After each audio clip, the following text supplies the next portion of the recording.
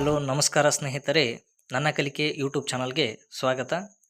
ಮೊದಲ ಬಾರಿಗೆ ನನ್ನ ಯೂಟ್ಯೂಬ್ ಚಾನಲನ್ನು ವೀಕ್ಷಿಸ್ತಕ್ಕಂತಹ ವೀಕ್ಷಕರು ದಯವಿಟ್ಟು ನನ್ನ ಕಲಿಕೆ ಯೂಟ್ಯೂಬ್ ಚಾನಲನ್ನು ಸಬ್ಸ್ಕ್ರೈಬ್ ಮಾಡಿ, ಶೇರ್ ಮಾಡಿ ಹಾಗೂ ಲೈಕ್ ಮಾಡಿ.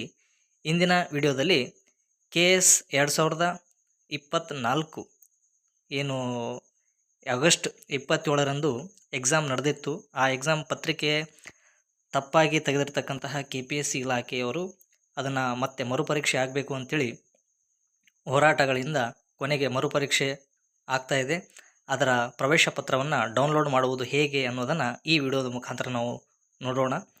ಮೊದಲಿಗೆ ನಿಮ್ಮ KPSC ಲಾಗಿನಲ್ಲಿ ಹೋಗಿ ಯೂಸರ್ ನೇಮ್ ಮತ್ತು ಪಾಸ್ವರ್ಡನ್ನು ಹಾಕಿದ ನಂತರ ಅಲ್ಲಿ ಪಾಪಪ್ ಮೆಸೇಜ್ ಬರುತ್ತೆ. ಅದನ್ನು ಓಕೆ ಅಂತ ಕೊಟ್ಟು ನಂತರ ನಿಮ್ಮ ಹೋಮ್ ಸ್ಕ್ರೀನಲ್ಲಿ ಈ ರೀತಿಯಾಗಿ ಕಾಣಸಿಗುತ್ತೆ.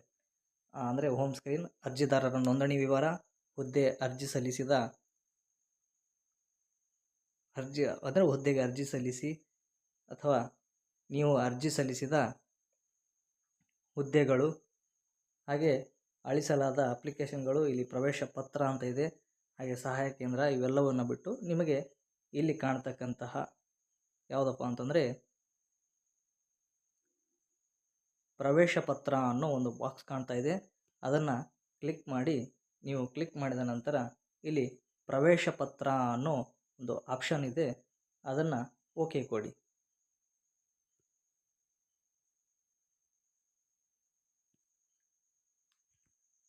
ನಂತರದಲ್ಲಿ ಇಲ್ಲಿ ನಿಮಗೆ ಎರಡು ರೀತಿಯಾಗಿ ಮೆಸೇಜ್ ಕಾಣಸಿಗುತ್ತೆ.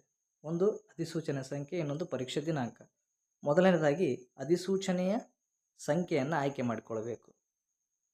ಯಾವುದು ಪರೀಕ್ಷೆ ನಡೀತಾ ಇದೆ ಅಂತೇಳಿ ಇಲ್ಲಿ ಕಾಣ್ತಾ ಇದೆ. PSC 509 E1 2023-24 ಅಂತಿದೆಯಲ್ಲ, ಆ ಆಪ್ಷನನ್ನು ಆಯ್ಕೆ ಮಾಡ್ಕೊಳ್ಳಿ. ಇಲ್ಲಿ ನಿಮಗೆ ಡೇಟ್ ಕಾಣಸಿಗುತ್ತೆ 29/12/2024 ನಡೀತಕ್ಕಂತಹ ಪರೀಕ್ಷೆ. ಒಂದನೇ ಆಪ್ಷನ್ ಏನಿದೆಯಲ್ಲ 509, ಅದನ್ನು ಆಯ್ಕೆ ಮಾಡಿಕೊಂಡು ಇಲ್ಲಿ ಡೌನ್ಲೋಡ್ ಅಡ್ಮಿಟ್ ಕಾರ್ಡ್ ಅಂತೇಳಿ ಆಪ್ಷನ್ ಹೊಡೀರಿ.